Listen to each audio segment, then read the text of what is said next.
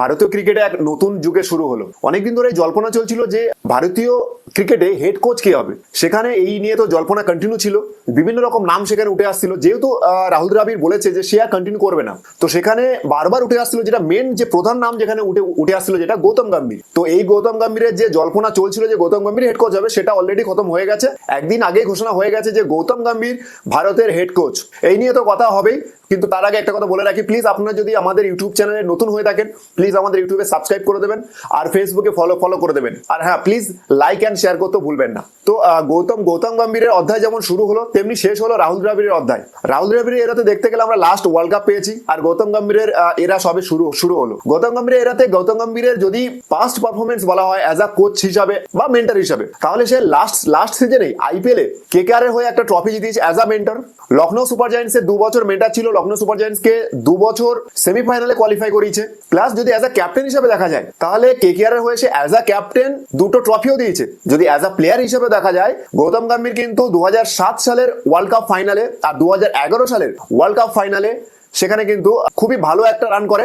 2011 সালে 90+ রান করে, আর 2007 সালে 70+ রান করে। তো এই হলো গৌতম গম্ভীরের মেন কিছু পারফরমেন্স। আরো অনেক রকম পারফরমেন্স আছে। গৌতম গম্ভীর একটা লেজেন্ডারি ক্রিকেটার বলা যেতে পারে। তো এটা হলো তার মেন পারফরমেন্স। এবার গৌতম গম্ভীরের এরা যে শুরু হয়েছে, এখানে অলরেডি রোহিত শর্মা, বিরাট কোহলি, জাদেজা অবসর নিয়ে নিয়েছে। তাদের স্লট এখনো ফাঁকা আছে। কারা যাবে পরবর্তী টি20 ওয়ার্ল্ড কাপে, কি পরবর্তী 50 ওভারের ওয়ার্ল্ড কাপে, সে এখনো পর্যন্ত ঠিক করা হয়নি, মানে ঠিক করা এখনো অসম্ভব। কিন্তু এই যে জায়গাগুলো টি20তে যে 3 জন অবসর নিয়েছে, তার জায়গা কে পূরণ করবে? তো অলরেডি আমার মনে হয় গৌতম গম্ভীরের ব্রেনে এগুলো পুরো সবকিছু অলরেডি একটা সেট হয়ে আছে, যার কারণ হঠাৎ করে অবসর এসছে। আরো একটা কথা বলে রাখি, যে গৌতম গম্ভীর যে ভারতীয় ক্রিকেটের কোচ হয়েছে, সে কিন্তু অনেক কিছু ক্রাইটেরিয়া, অনেক কিছু শর্ত বিসিসিআই এর কাছে রেখেই তবে সে কোচ হয়েছে। কারণ আগে কিছু ক্ষেত্রে দেখা গেছে যে অনেক ক্রাইটেরিয়া সে কোচরা নিজের চাইলেও সেটা করতে পারতো না, চেঞ্জেস টিমের মধ্যে অনেক কিছু করতে পারতো না। সে তো সেই সমস্ত শর্ত বিসিসিআই মেনে নিয়েই তবে গৌতম গম্ভীর কোচ হয়েছে। আই থিঙ্ক গৌতম গম্ভীরের কোচিং এর উপরে কোনো কোশ্চেন তো উঠবে না, কারণ তার এক্সপিরিয়েন্স, তার পাস্ট পারফরমেন্স। তো এবার দেখা যাক গৌতম গম্ভীরের পারফরমেন্সে টিম কতটা এগিয়ে যায়। গৌতম গম্ভীর এমন একটা পার্সোনালিটির মানুষ, তার কাছ থেকে ক্রিকেট কেন ব্যক্তিগত জীবন থেকে অনেকটা শেখার আছে। আর সে যে ইন্ডিয়ার হেড কোচ, এটা কিন্তু পুরোটা ভারতবাসীর কাছে অনেক গর্বের বিষয়। সে ইন্ডিয়ার হয়ে কি দেয়নি, ফাইনাল থেকে শুরু করে সেমিফাইনাল থেকে শুরু করে T20 world cup, 50 over world cup, তার কৃতিত্ব অনেক অনবদ্য। শুধু এটাই নয়, সে যখন তার কোচিং লাইফ জার্নি শুরু করেছিল, সে কিন্তু লখনৌ সুপার জায়ান্টসের মতো নতুন টিমকে পরপর 2 বছর সেমিফাইনাল মুখ দেখিয়েছে, আর কলকাতা নাইট রাইডার্সকে 10 বছর পর কাপ জিতিয়েছে। এটা কিন্তু গৌতম গম্ভীরের কৃতিত্ব। অনেকে বলবে যে না, ক্যাপ্টেন আরো অনেক প্লেয়ার আছে, কিন্তু না, 10 বছর পরে একটা টিমকে চ্যাম্পিয়ন করা এতটা সহজ ব্যাপার নয়। সেটাও তাও আবার ইন্ডিয়ান প্রিমিয়ার লিগ, যেখানে 10টা টিম একই টাইপের স্ট্রং, একই স্ট্রেংথ নিয়ে চলে। গৌতম গম্ভীরের এই যে নিউ এরা চালু হচ্ছে, অনেকে হতে পারে যে গৌতম গম্ভীর বিরাট কোহলির সাথে হয়তো ভালোভাবে মিশবে না, যাবে না। তাদেরকে বলে রাখি যে বিরাট কোহলি যেমন প্লেয়ার, মাঠের মধ্যে একটা ইনোভেটিভ ভাব থাকে, গৌতম গম্ভীর কিন্তু সেম।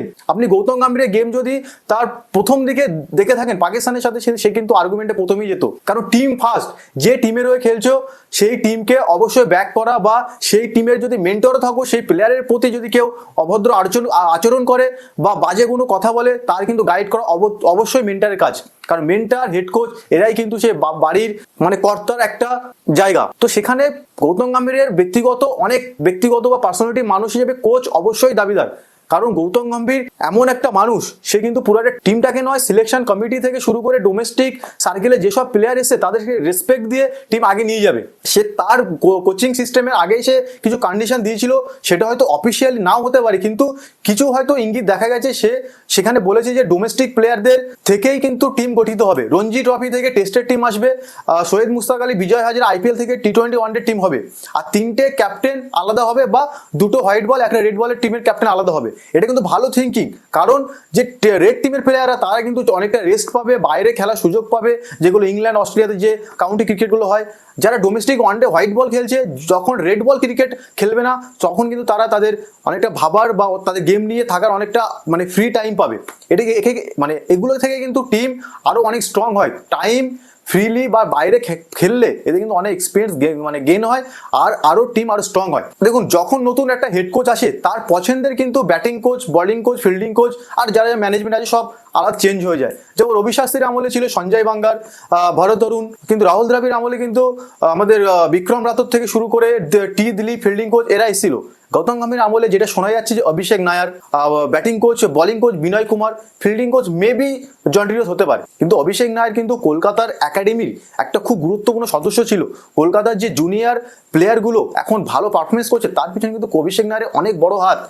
আর বিনয় কুমার ইন্ডিয়া খেলেছে, কর্ণাটকের খুব ভালো প্লেয়ার, আইপিএল ডোমেস্টিক খুব ভালো প্লেয়ার, খুবই ভালো পারফরমেন্স। তো প্লেয়ার হলেই যে কোচ খারাপ হবে বা প্লেয়ার খারাপ হলে কোচ খারাপ হবে এরকম কিন্তু নয়। কোচিং সিস্টেমটা পুরোটাই আলাদা। তুমি কিভাবে হার্ডওয়ার্ক করছো, প্লেয়ারকে কিভাবে ব্যাক করছো, মেন্টালি কিভাবে শান্ত রাখছো, এটাই কিন্তু কোচিং এর কাজ। আর বিনয় কুমার, জন টিরোস, আর অভিষেক নায়ার, গৌতম গম্ভীর মিলে টিম ইন্ডিয়াকে আশা করা যায় আরো অনেক এগিয়ে নিয়ে যাবে। আর যে 4টে আইসিসি টুর্নামেন্ট গম্ভীরের আমলে আছে, আশা করে 4টেই তো আমরা পাবোই। দেখা যাক কি হয়। গম্ভীর অবশ্যই টিমকে আগে নিয়ে যাবে, কারণ গম্ভীর সেই ধরনের মানুষ, অভিষেক নায়ার কিন্তু সেই হার্ডওয়ার্ক।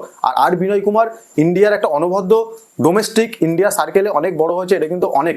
আর জন টিরোস হয়তো বিদেশে হতে পারে, কিন্তু তার ফিল্ডিং একাডেমি বা তার নিজস্ব fielding coach Lucknow super giant বা সাউথ আফ্রিকা যাবে ফিল্ডিং করতো, প্লাস সে যখন মুম্বাই ছিল অনেকটা অনবদ্য। তো আশা করা যায় ইন্ডিয়া খুব ভালো একটা ম্যানেজমেন্ট পেয়েছে টিম ইন্ডিয়াকে আরো এগিয়ে নিয়ে যাওয়ার। আর আমাদের দর্শকের 140 কোটির মুখটা অনেকটা হাসি করানোর জন্য প্রতিটা আইসিসি টুর্নামেন্টে আমরা জিতি, এটাই চাই।